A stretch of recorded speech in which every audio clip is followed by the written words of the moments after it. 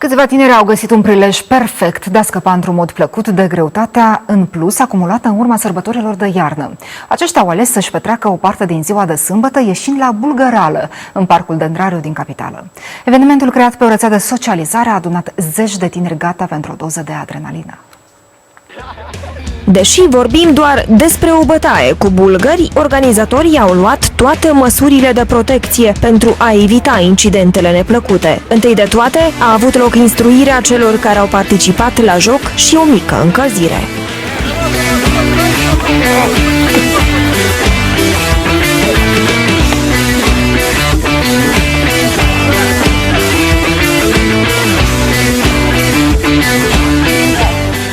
După care a urmat un joc în care participanții au fost împărțiți în echipe, ce aveau drept obiectiv capturarea steagului advers.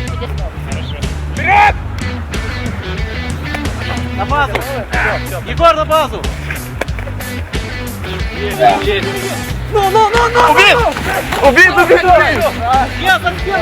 Это довольно сложно, их там 9 человек, они отстреливают свой флаг и не дают нам его забрать так просто. Мы придумали стратегию. Счет на данный момент 2-1, мы впереди. Очень жарко, снега много, все равно жарко. Все очень просто. Бросаем снежками, дружно, никого не хотим ударить больно. В ухо, ровно в ухо. Звон в ушах. Больно было? Нет. Холодно, все как-то отмораживается. Все нормально, живой, сейчас будем играть. Попали в лицо. Больно? Не особо. Какие ощущения? Отлично вообще. Азарт есть, интересно. Compania хорошая, люди хорошие. Băieții spun că pentru a putea câștiga jocul, ei trebuie să urmeze o tactică specială. Мы обходим с двух сторон и буквально 1-2 человека посередине.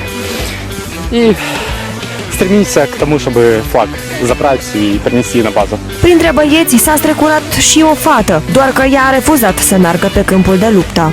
Отпугать запада pentru ei, ca să vină să le iei, poate voi face cunoștință pe urmă cu restul. Evenimentul este la prima ediție, iar organizatorii și participanții din acest an spun că vor să facă din acest joc o tradiție.